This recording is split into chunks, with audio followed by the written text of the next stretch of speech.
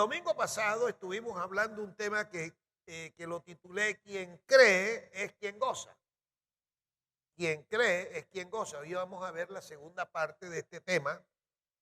Y en ese mensaje estuvimos hablando de las primicias materiales, ¿verdad? Y en la palabra de Dios aprendimos cómo es ese proceso de dar primicias físicas a Dios. Se debe dar sin tardanza, se entrega en el templo, se saca de los primeros frutos, de los primeros ingresos, con ella expresamos honra a Dios y las primicias generan bendición. Y también aprendimos cómo nos debemos preparar para dar primicias al Señor. Dice en primer lugar que debemos orar diariamente desde el día en que se nos anunció que había la fiesta de las primicias para preparar nuestro corazón, pero que a la vez Dios nos diga qué quiere recibir de nuestra mano, qué quiere de primicia. Lo segundo era que usted se llevara un sobre, no sé si alguno no vino el domingo pasado, de pronto no tiene el sobre, hoy se lo puede llevar. Ese sobre lo va a marcar con una leyenda que diga mi primicia a Dios que me bendice. Ese va a ser el título que le va a colocar a ese sobre. Y allí depositará el dinero que usted ha recibido, que Dios le pide que le entregue como primicia. Y el domingo 5 de febrero, primer domingo del mes, vamos a orar por las primicias y vamos a orar por la vida productiva. Usted debe traer algo que identifique su profesión, arte, oficio o negocio. Y va a ser una fiesta bien bonita. Pero también vamos a traer productos del campo, vamos a decorar aquí el templo y ya esos productos que usted va a traer tienen dueño. Los vamos a llevar a la 9 con 9, que es el sector donde estamos evangelizando, estamos trabajando para entregarles a ellos esa bendición. De lo que usted traiga vamos a bendecirlo. No está de más pedirle que no vaya a traer cosas que estén averiadas, traiga cosas que estén en excelente estado como para el Señor. Pero yo les había anunciado que así como hay primicias físicas, hay primicias materiales, hay primicias espirituales. Y hoy vamos a hablar de esas primicias, de las primicias espirituales a Dios. Porque el que le cree a Dios es el que goza. El que cree a Dios es el que goza. Y nosotros tenemos que experimentar cómo se cosecha espiritualmente, cómo se le entregan a Dios primicias espirituales. Porque muchas veces nosotros nos conformamos como estamos o con lo que Dios ha hecho en nuestra vida. Pero hay muchas personas que no tienen lo que tú tienes. Hay muchas personas que no conocen a Jesús como tú lo conoces. Y si esas personas llegasen a morir, les espera una condenación eterna. Y lastimosamente a veces de ese grupo de personas tenemos familia nuestra, amigos, tenemos compañeros de trabajo o de estudio, tenemos vecinos que muchas veces nos han sido de bendición, nos han bendecido, pero no tienen a Cristo en el corazón. Y vamos a ir a la palabra, Lucas capítulo 10, y vamos a leer el versículo 1 y 2. Y vamos a mirar cómo son las primicias espirituales. Dice la palabra, después de estas cosas, designó el Señor también a otros 70, a quienes envió de 2 en 2 delante de él, a toda ciudad y lugar a donde él había de ir. Y les decía, la mies es mucha, mas los obreros pocos. Por tanto, rogad al Señor de la mies que envíe obreros a su mies. Qué interesante que aquí Jesús compara la cosecha espiritual con productos del campo, con granos. Está hablando de que cuando lo que se ha cultivado está maduro para recogerse, se halla de que no hay muchos trabajadores para recoger tan grande cosecha. Y dice, ruéguenle al dueño del cultivo, al dueño del sembradío, que busque, que contrate, que traiga otros segadores, otras personas que ayuden a recoger la cosecha y que esta cosecha no se pierda. Y es curioso que dice que el Señor Jesús los seleccionó y los envió de dos en dos y les dio instrucciones claras. Les dijo que fueran delante de él a toda ciudad a donde él iría, a donde él iría posteriormente. Yo quiero decirte que toda ciudad o lugar está hablando de todo espacio geográfico donde usted se mueve. Nosotros a veces llenemos rutinas de la casa para el trabajo, de la casa para la universidad, de la casa para el lugar de esparcimiento y luego de regreso a casa. Generalmente nosotros tenemos un área geográfica donde más nos movemos. Eso representa, de acuerdo a esta palabra, el lugar donde Dios quiere que lleguemos a recoger su cosecha. Toda persona, nosotros vivimos en una nación, en Colombia no hay un colombiano que no haya oído hablar de Dios, no lo hay. Colombia se caracteriza por ser una nación muy religiosa, pero una cosa es la religiosidad y otra cosa es la comunión con Dios. Y nosotros podemos pensar como una nación que sí oye de Dios, que sí sabe quién es Dios, ¿por qué hay tanta violencia? ¿Por qué hay tanta maldad? ¿Por qué hay tanto homicidio, tanto derramamiento de sangre? ¿Por qué hay tanta persona que vive del delito? Porque los obreros que el Señor necesita para recoger esa cosecha de almas no ha querido ir a trabajar. Y yo quiero decirte que los obreros que está hablando aquí este texto son usted y yo. Nosotros somos estos que el Señor envió de dos en dos. Pero a veces no nos da la gana de ir. Es más, pensamos que no nos toca ir. Es más, creemos que eso no es responsabilidad nuestra. Allá y en la iglesia hay quienes se dedican a eso. Ese es un concepto que hay que reevaluar. El trabajo de ir a recoger la cosecha de Dios es un trabajo de todo aquel que tiene a Cristo en su corazón como Señor y Salvador. No es tarea específica y selectiva de un grupito de creyentes que se toman la tarea de ir a buscar a los que no tienen a Jesús en el corazón. Donde hay una persona, donde haya una persona, una sola, que no tenga a Cristo en su corazón como Señor y Salvador, allí hay una misión que hacer, allí hay una cosecha que recoger.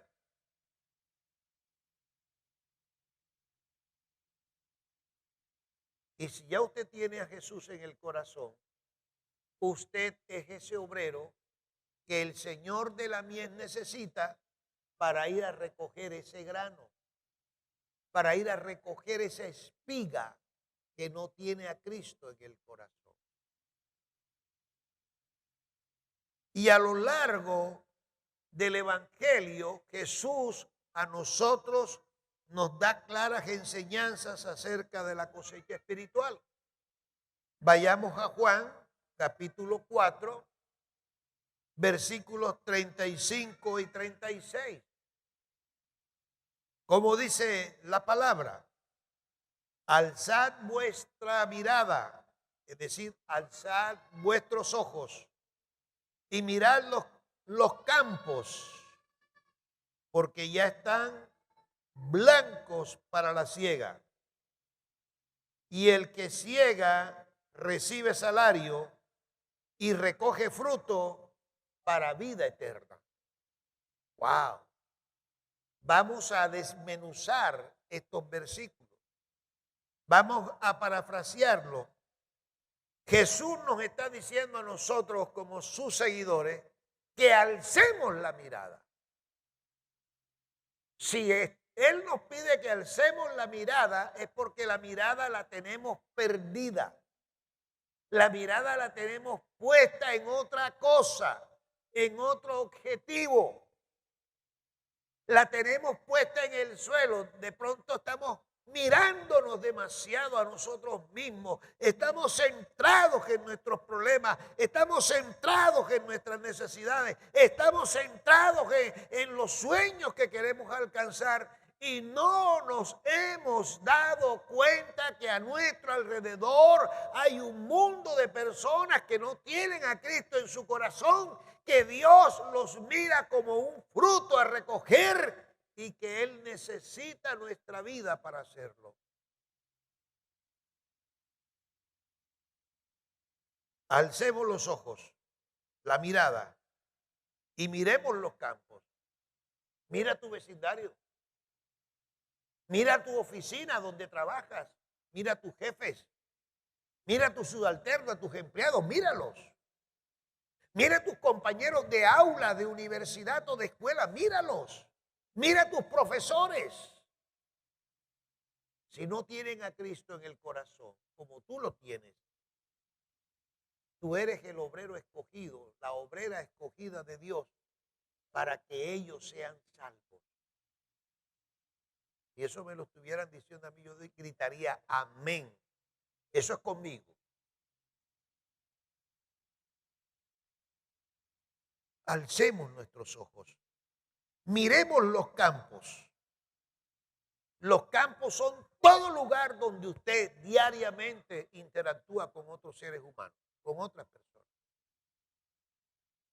Qué rico tener un paseo en familia, pero ¿cuántos de tus familiares no tienen a Cristo en el corazón?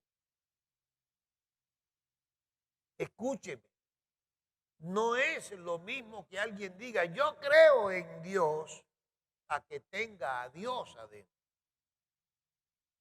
Porque si usted le pregunta a Satanás, Satanás dice, sí, yo creo en Dios, yo sí sé quién es Dios, pero él no tiene a Dios adentro.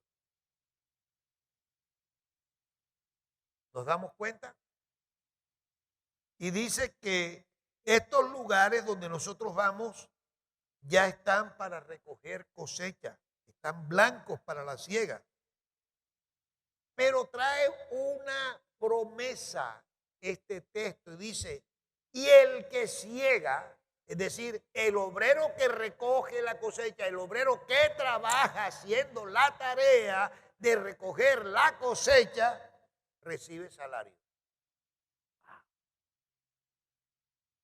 Te lo voy a traducir en un lenguaje sencillo.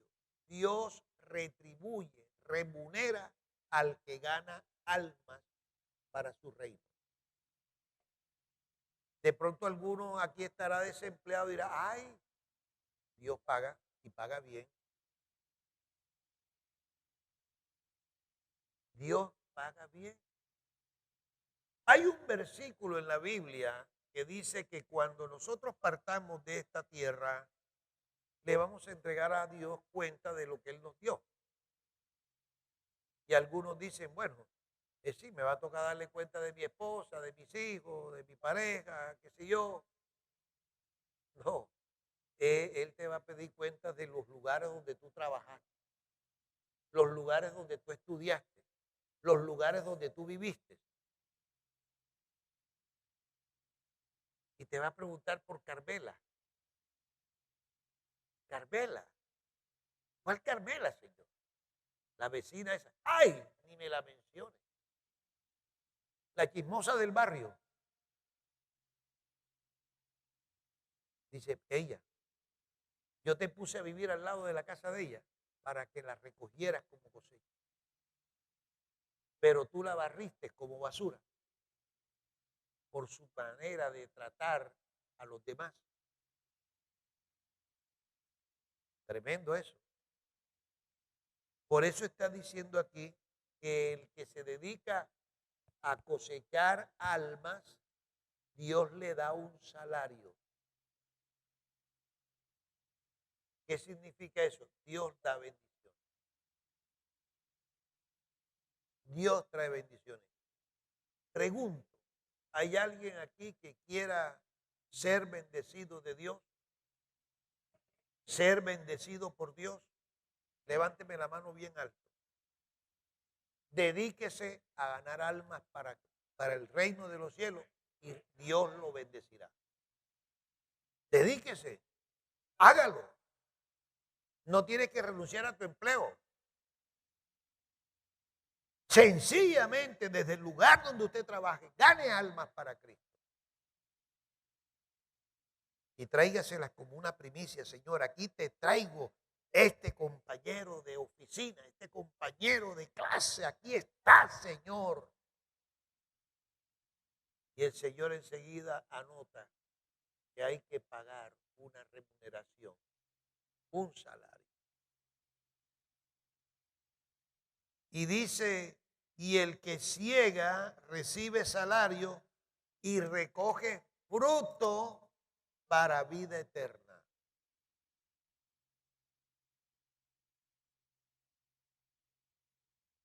¿Sabe que otra de las bendiciones de Dios para aquel que recoge la cosecha en la tierra mientras estuvo vivo es la recompensa que le dará cuando ese hombre, esa mujer de Dios llegue a su presencia en cuanto a galardones? No voy a hablar de eso porque no es el propósito, pero todos los ganadores de alma tienen galardones especiales en el cielo cuando partan de la tierra y lleguen a la presencia de Dios. Y hubo un predicador muy famoso,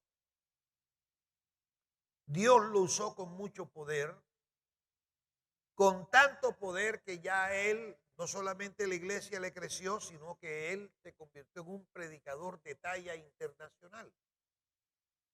Y estando de gira se enteró de que había muerto la hermana que hacía el aseo en el templo, una hermanita ya anciana, la hermana Pachita.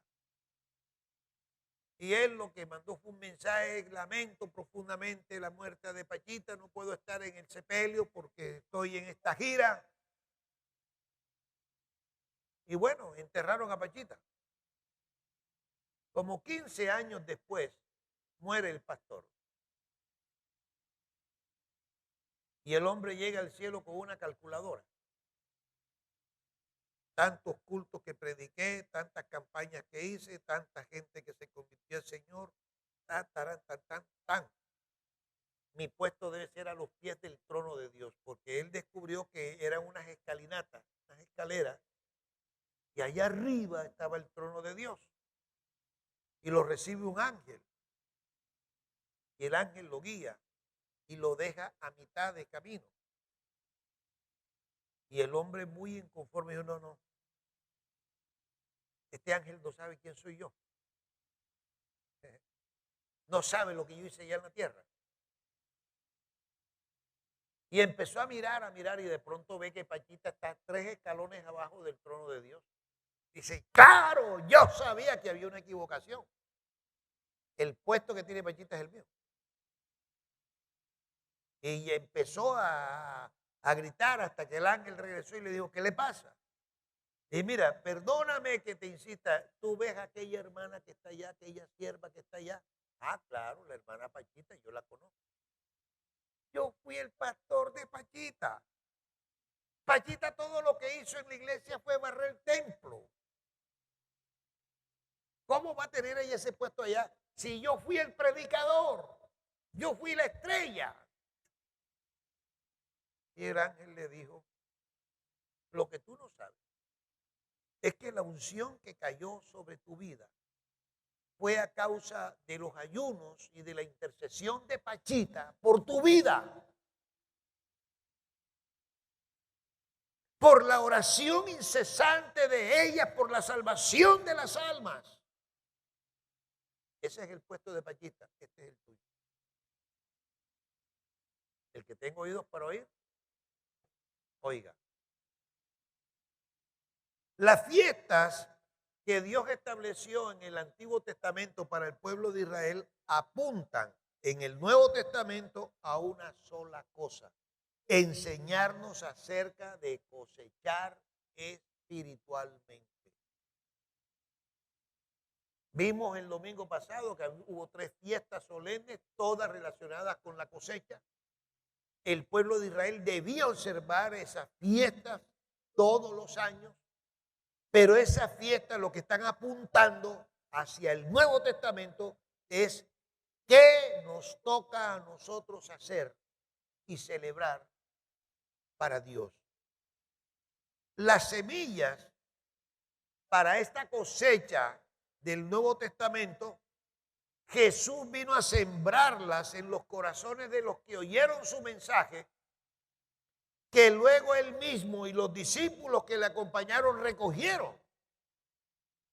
Y si usted empieza a leer el libro de Hechos de los Apóstoles, ya después que Jesús asciende a los cielos, después de haber resucitado,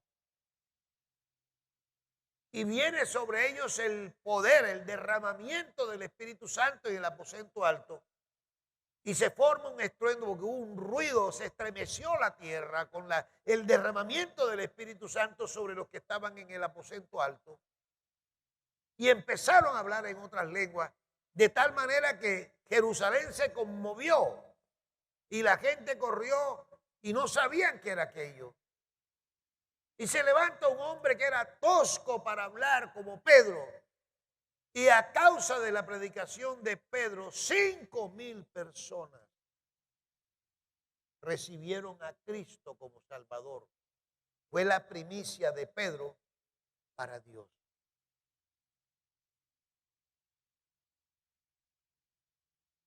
¿Tú tienes primicias espirituales para Dios?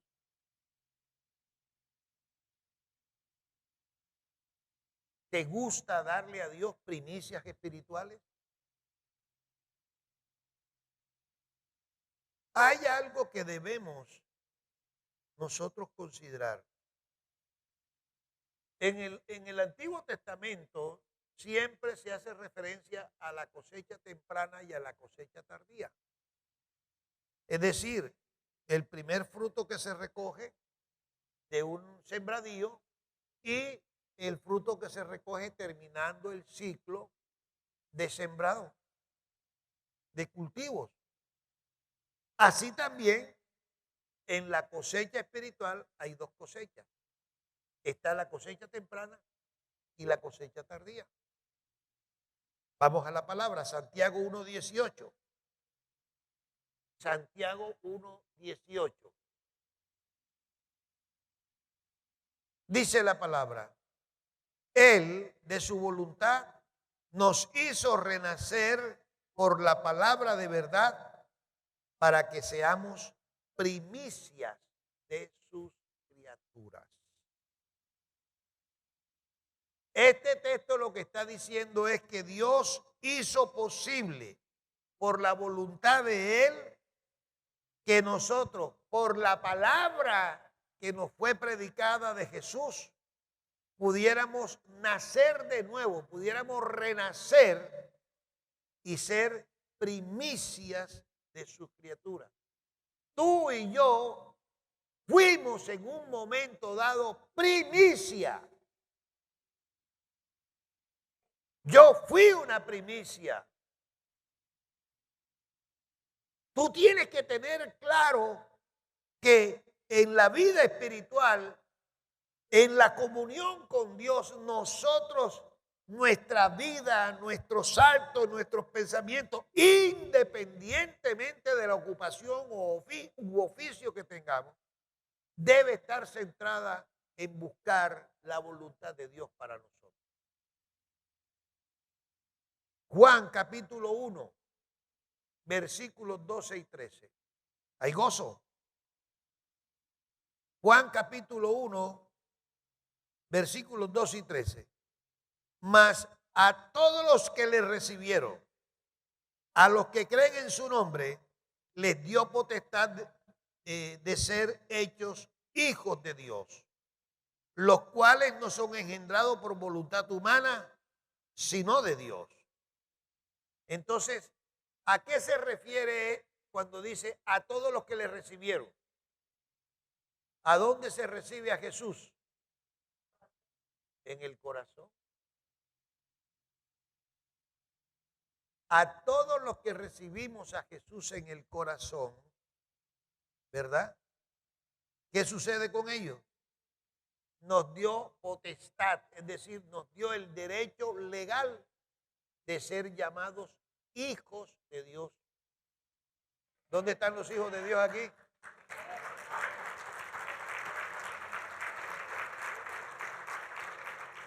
Tú tienes que vivir en la tierra como hijo, como hija de Dios.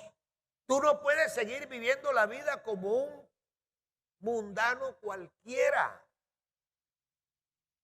Usted tiene que marcar una diferencia. Usted tiene que mostrar su linaje. Tiene que andar sobre la tierra con la firme convicción de que usted es un hijo, una hija que Dios ama.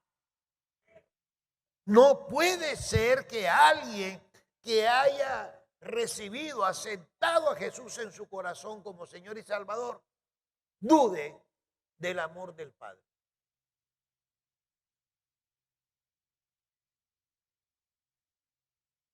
Y mire lo importante de esto, usted ese derecho legal se lo ganó, porque usted creyó en Jesús. Así de sencillo.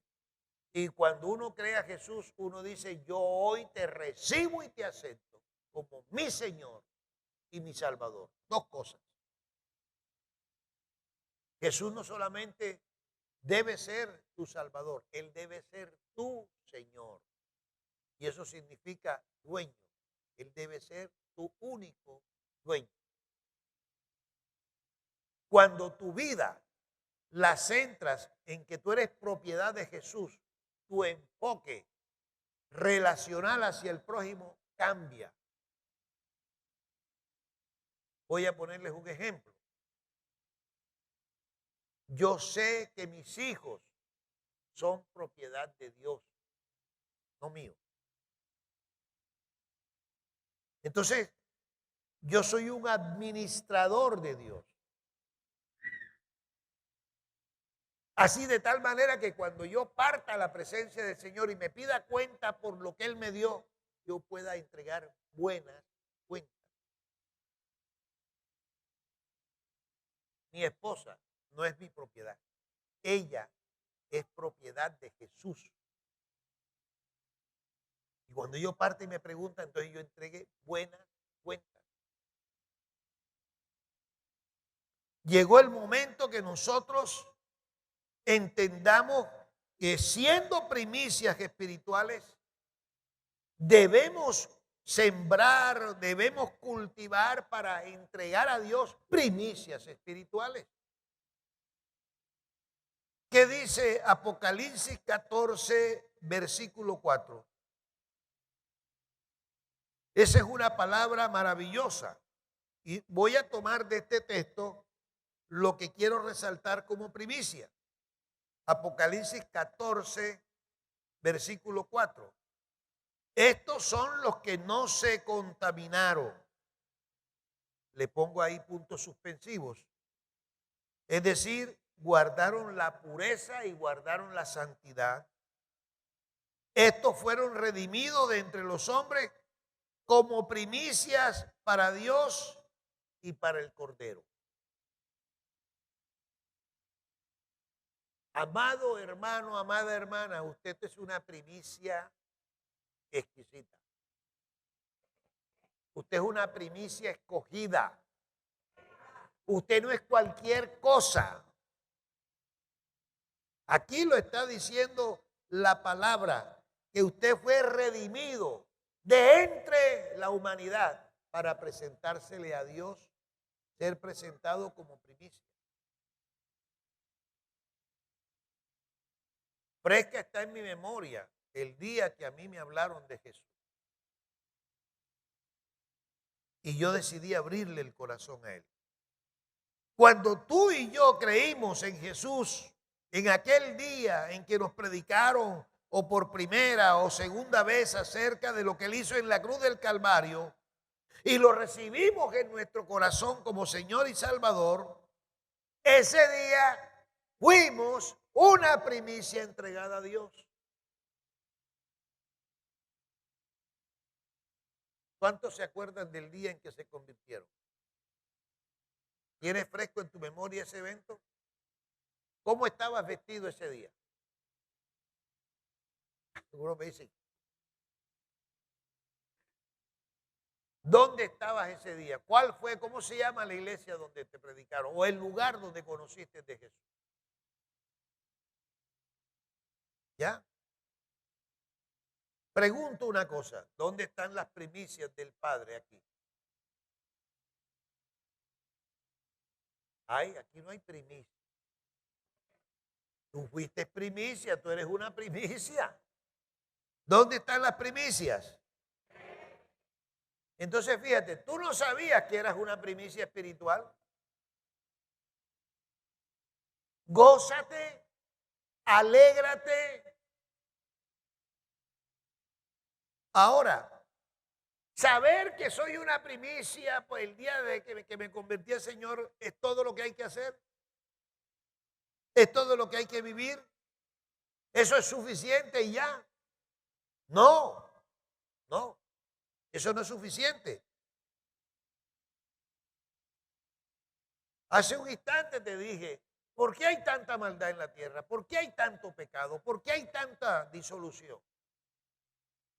Los cristianos más convencionales dicen, lo que pasa es que eso está profetizado en la Escritura y eso se va a cumplir. Sí, yo creo que se va a cumplir. Pero mientras nosotros estemos vivos como hijos e hijas de Dios, nos toca hacer la tarea de buscar y traer primicias a Dios. Que la muerte nos sorprenda llevándole primicias espirituales a Dios.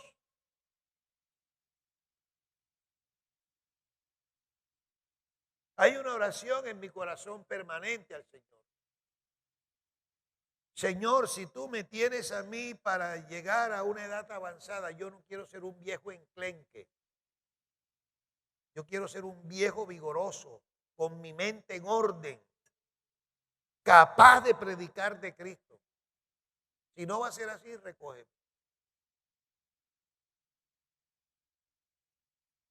Porque no hay mayor privilegio, no hay mayor bendición que hablar de Jesucristo a otros para que ellos también tengan la oportunidad que yo tuve, que tú tuviste.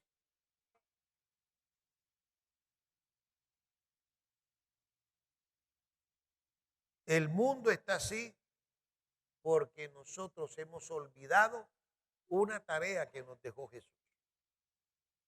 Vamos a buscar esa tarea. ¿Cuántos quieren ver cuál es la tarea que tenemos? Dígamelo en español. Ah, ok. Mateo 28. Vamos a ver versículos 19 y 20. Por tanto, id y hacer discípulos, ¿a dónde? A todas las naciones. ¿Qué más? Bautizándolos en el nombre del Padre y del Hijo y del Espíritu Santo. Enseñándoles que ¿qué? Que os he mandado. He aquí yo estoy con vosotros todos los días hasta el fin del mundo. ¿En qué consiste la tarea? Número 1, hay que ir. Póngase sobre sus pies un momentico. Póngase sobre, pero con energía, con alegría, con gozo, con vitalidad. A menos que usted tenga un problema reumático, articular, ya. Salga de su puesto y camine. Vaya a algún lugar de aquí del templo, vaya. Vaya y regrese. ¿Qué es lo primero que hay que hacer de esa tarea? Hay que ir. Hay algunos que no se mueven de la silla, fíjese. Hay que ir. Regrese a su puesto, ya, regrese a su puesto, que se pusieron a hablar. Regrese a su puesto. Veo que ya se quedaron hablando. No, yo no les dije que fuera a hablar. Le dije que caminara. Mire, este ejercicio sencillo pone al descubierto una gran realidad. A nosotros nos dicen que hagamos algo y a veces hacemos de todo, menos lo que nos dijeron. Yo dije, salga y camine. Algunos se agarraron a hablar, otros a felicitar. Yo les dije, camine. Si nos damos cuenta. Entonces, ojo, la tarea dice que hay que ir, lo cual implica un esfuerzo, lo cual implica que debo invertir un tiempo y los recursos que sean necesarios, pero tengo que ir.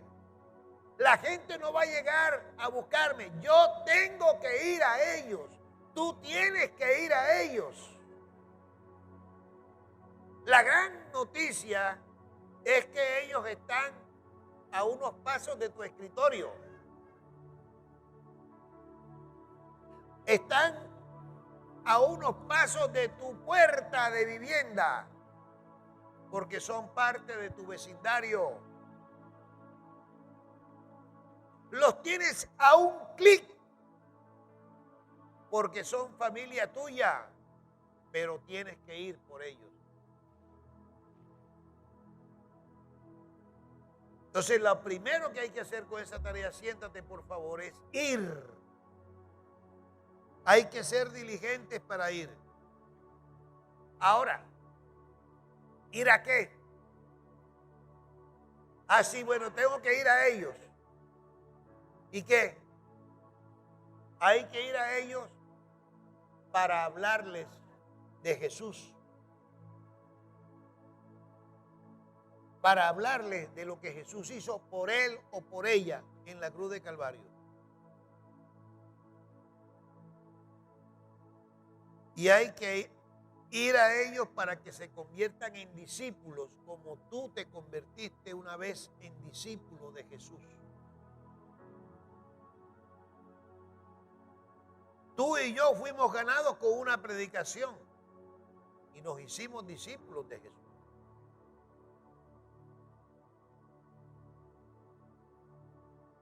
Ahora, ¿a dónde hay que ir a hacer eso? Número 2, a todas las naciones de la tierra. A todas las naciones. Y aquí la palabra nación se refiere a grupos humanos.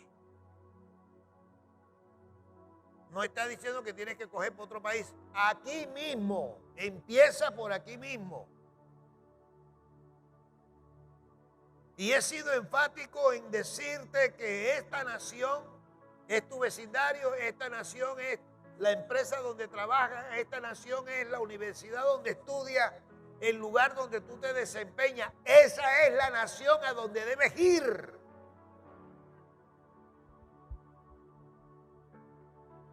Si algo deben saber las naciones que están a nuestro alrededor, no es simplemente decir que somos evangélicos,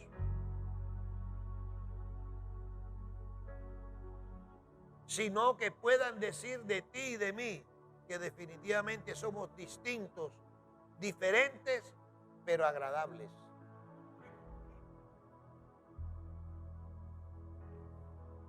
Pero agradables. ¿Qué están viendo nuestros compañeros de trabajo, nuestros jefes, nuestros vecinos? Que somos personas difíciles, hurañas, peleoneras, sindicalistas, problemáticos, bochincheros, mala paga. ¿Qué están viendo?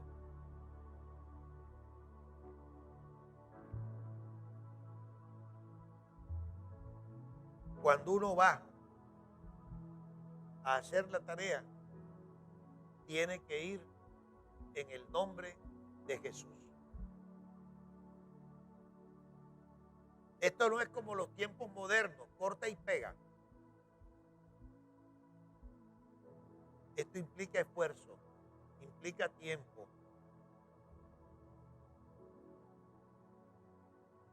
Debe ser un anhelo ardiente en nosotros alcanzar a otros para Cristo ya.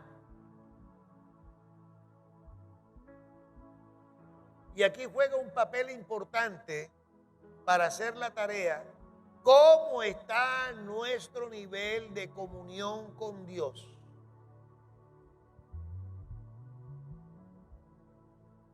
¿Cómo está nuestro nivel de obediencia a Dios?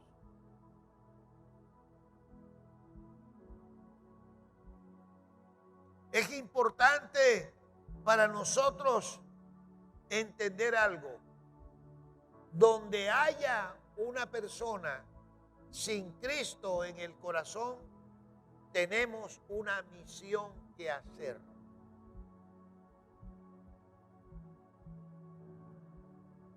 Cierre por un momento sus ojos y piense en su entorno inmediato, trabajo, vecindario, familia, y empiece a contar con los dedos cuántos de los que tú conoces no tienen a Cristo en el corazón.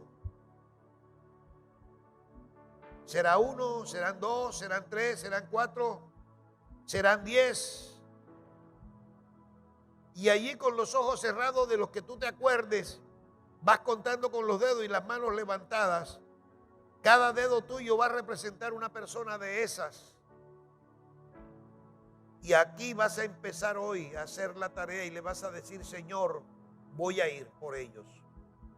Voy a ir a compartirles de Jesús. Voy por ellos porque quiero darte una primicia espiritual, Señor. Aquí en estos dedos represento las personas que están a mi alrededor siempre que no tienen a Jesús en sus corazones. Dios bendiga las manos que están levantadas haciendo la tarea. Dios bendiga esas manos que se levantan en una clara obediencia y no están recibiendo una mera información en este lugar. Empieza a clamarle y dile: Señor, no descansaré hasta que ellos tengan a Cristo en el corazón como Señor y Salvador. Voy a ir, Señor. Voy a ir. Entonces la pregunta es: ¿cuál es la consecuencia natural para todo el que se convierte en discípulo de Jesús? Número 3, dice el versículo 19, bautizándolos. La consecuencia natural de alguien que recibe a Jesús en su corazón como Señor y Salvador es bautizarse. A los 2 meses exactos de haberme convertido a Jesús, me bauticé.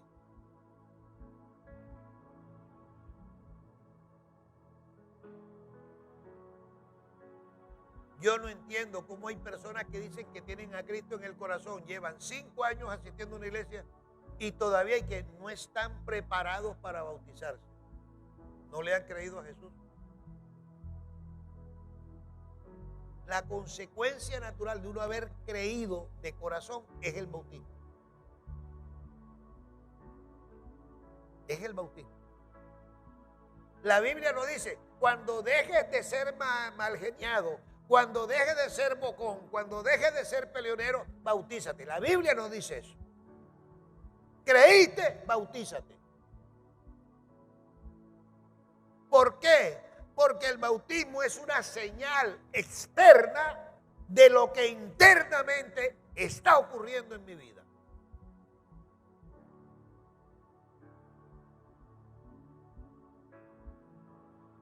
Me acuerdo de mi bautismo. Me llevaron a las playas de Turipaná. El pastor y el asistente eran mucho más altos y escogieron un sitio del mar Cuando me llevaron allá, el agua me llevaba aquí. Yo le dije al pastor jocosamente, usted no me va a bautizar, me va a ahogar. Me va a ahogar. Ese día me acuerdo yo, me bauticé con la suegra mía. Y ella se bautizó ese día también. A ella la tuvieron que cargar, porque ella es más bajita que yo, para poderla sumergir en el agua. Entonces fíjese, la consecuencia natural de haber creído en Jesús es bautizarse. Así que si aquí hay alguno que lleva años diciendo que tiene a Cristo en su corazón y no se ha bautizado, póngase al día. El bautismo es una manifestación externa de los cambios experimentados por tener ahora a Jesús como Señor y Salvador. Yo tengo que animarte a esto.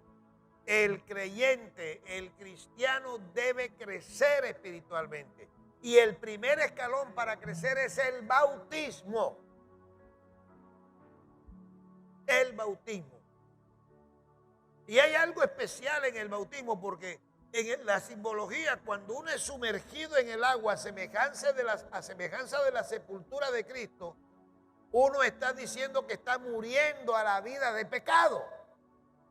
Y cuando uno es levantado del agua a semejanza de la resurrección de Cristo de entre los muertos, uno está manifestándole al mundo natural y al mundo espiritual maligno donde antes uno vivía, que uno resucita para una vida nueva.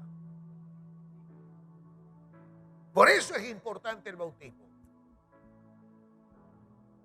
Y le voy a decir algo. En la experiencia personal yo he encontrado, con el paso de los años, que las personas que se bautizan les resulta más fácil enfrentar las tentaciones y el pecado que aquel que está esperando ser perfecto para bautizarse. Le va mucho mejor. Porque es que ya hizo mire, eso es una declaración contundente. Cuando uno se bautiza, eso es una declaración al mundo espiritual de las tinieblas, contundente. Uno le está diciendo al diablo, yo no vuelvo a ser esclavo tuyo. Ahora soy esclavo de Jesucristo. Eso es el bautismo. Por eso a los que creen hay que animarles para que se bauticen. Ahora, aparte de bautizarse, ¿qué hay que hacer con las primicias? Enseñándoles que guarden todas las cosas que os he mandado. Entonces, en cuarto lugar, hay que enseñarles a guardar las enseñanzas de Jesús. ¿A dónde? En el corazón. Cuando usted atesora las enseñanzas de Jesús en su corazón, le resulta más fácil enfrentar las tentaciones y el pecado. ¿Por qué? Porque ya usted traslada la palabra de aquí a acá. Y cuando la palabra sale de aquí y se implanta acá, a usted le queda más fácil ser advertido de los peligros que está enfrentando con las tentaciones.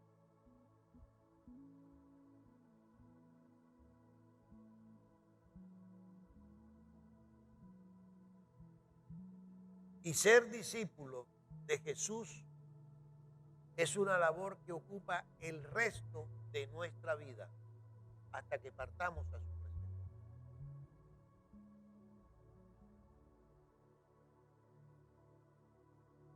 Ahora, la garantía de estas primicias espirituales radican en dos promesas. Vamos al versículo 18, de aquí de Mateo 28. Y Jesús se acercó y les habló diciendo, toda potestad me es dada en el cielo y en la tierra.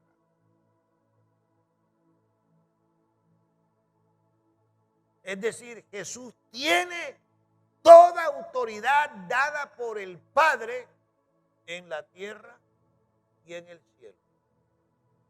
Lo cual significa, aquí lo cantamos hace unos minutos atrás, que Dios es ¿qué? Soberano. ¿Qué significa eso? Que sobre Dios no hay una autoridad mayor. Y esa autoridad del Padre, Él se la dio al Hijo. Toda autoridad se la dio aquí en la tierra y allá en el cielo. Entonces, eso nos llena a nosotros de confianza para hacer la tarea de ir a recoger la cosecha, para traerle primicias a Dios, porque no lo vamos a hacer en nuestras fuerzas, sino en el poder y la autoridad que Jesús tiene aquí en la tierra y allá en el cielo. Entonces, cuando yo empiezo a orar por esa cosecha que estoy viendo, por ese grano que tengo que recoger, por esa espiga que está madura, y yo clamo a Dios, el poder de Jesús se activa para que el corazón de esa persona se prepare a recibir la palabra que nosotros vamos a llevar.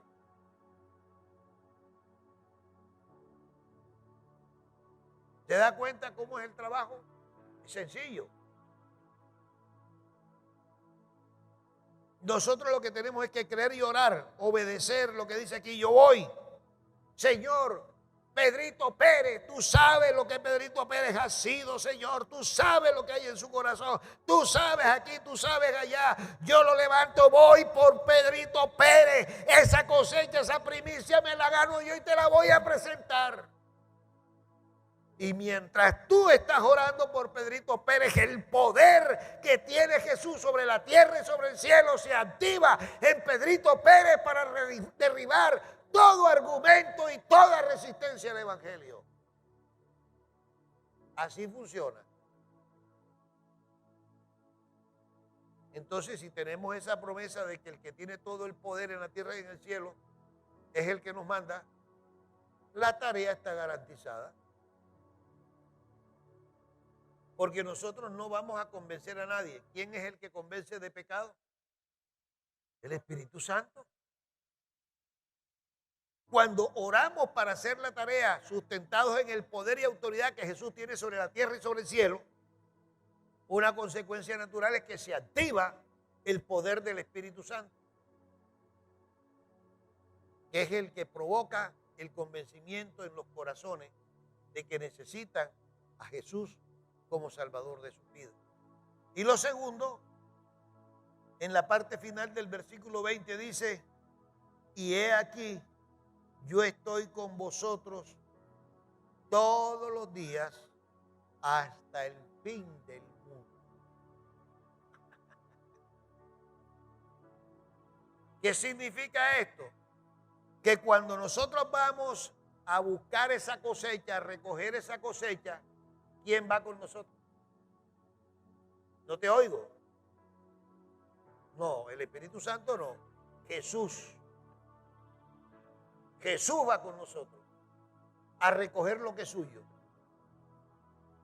Porque en los textos que leímos anteriormente dice, ruega al Señor de la mies que envíe obreros a la mies.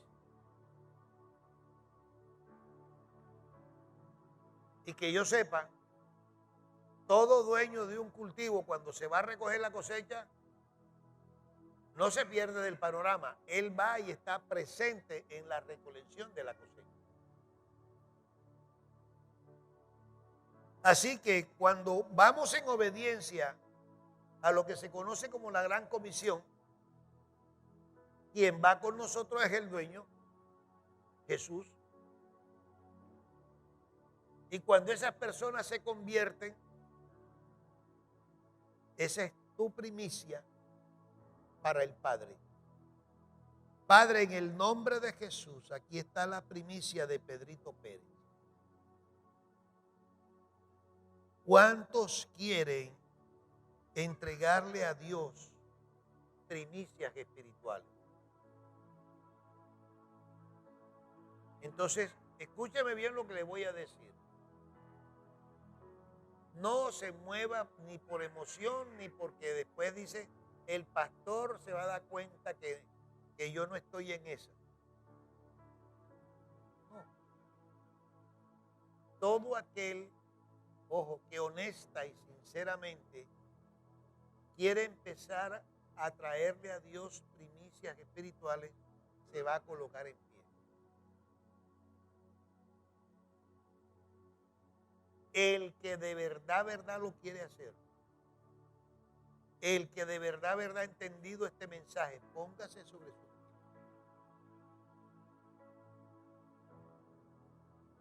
En esta iglesia, ¿cómo vamos a adelantar esta tarea? A través de la Casa de Paz. ¿Qué es Casa de Paz? Casa de Paz es una persona que se dispone a ser un instrumento de Dios para llevar a otras personas a los pies de Cristo.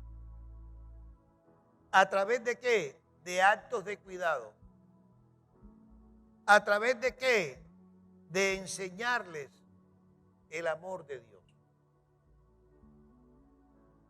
Ya nosotros tenemos lugares de la ciudad donde se está desarrollando Casa de Paz. Por razones obvias, nosotros tenemos que buscar hogares o lugares físicos donde reunir personas. Por ejemplo, si yo necesito reunir a mis vecinos, yo tengo que tener o una casa comunal o mi propia casa para que mis vecinos puedan aceptar la invitación que les hago, ¿verdad? Pero el vecino que vaya va a recibir una atención especial, va a tener a recibir un cuidado especial, actos de cuidado.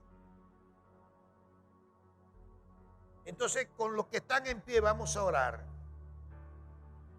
La herramienta para hacer la tarea y poder desde hoy en adelante presentarle primicias espirituales a Dios es Casa de Paz. Hay una directora para este trabajo que es la pastora Enid. Hay unas personas que ya están trabajando Casa de Paz. Y ellos van a tomar sus datos para poderle indicar cuándo usted debe hacer acto de presencia y en qué lugar, para que usted empiece a prepararse para hacer Casa de Paz. Para hacer Casa de Paz. Así que yo le animo. Hasta hoy, nosotros en la iglesia estamos recibiendo que así como hay primicias físicas, primicias materiales, hay primicias espirituales. Y las primicias espirituales son las que Dios más anhela. Porque es fruto de un corazón que obedece. ¿Fruto de qué? De un corazón que obedece. Así que usted que está de pie, levante sus manos al cielo. No sé qué tengas tú que decirle personalmente a Dios. Eso es algo entre tú y Él. Padre bueno, en el nombre de Jesús, mira los corazones que están de pie. Ellos han decidido, Señor, ser los primeros que te presenten primicias espirituales en esta iglesia. Dios mío, ciertamente el sembradío es muy grande, el fruto por recoger también, Señor, pero no hay muchos trabajadores. Y hoy te estamos rogando, y fruto de ese ruego son estas personas que están de pie, que te están diciendo, yo quiero ir a recoger esa cosecha. Yo quiero traerte primicias espirituales. Señor, tú conoces sus luchas, conoces sus limitaciones, conoces sus vidas mejor que yo. Pero los levanto delante de tu presencia y ruego, Señor, que sean instrumentos útiles, que al ir a cumplir la gran comisión, tú te glorifiques en ellos. Que tú les recompenses, Señor, así como lo leímos en tu palabra, que el que recoge recibe salario. Ese salario tuyo para ellos venga multiplicado en grandes bendiciones. Dios mío, que ellos no se fatiguen ni se cansen, que ellos no se devuelvan, sino que decidan perseverar día tras día, noche tras noche, para presentarte a ti esas primicias espirituales. Y prepáranos como iglesia, como cuerpo, como familia, para recibir esos frutos, porque son frutos que aquí meceremos para gloria, honra y alabanza tuya. Y nos alistaremos para ser los discípulos de Jesús, para que ellos también puedan cumplir la palabra de bautizarse en el nombre del Padre y del Hijo y del Espíritu Santo. Que, Señor, tú te glorifiques poderosamente, y en este año que es para nosotros el año de reposar en ti, veamos esta abundante cosecha para gloria, honra y alabanza de tu nombre en Cristo Jesús. Amén y amén.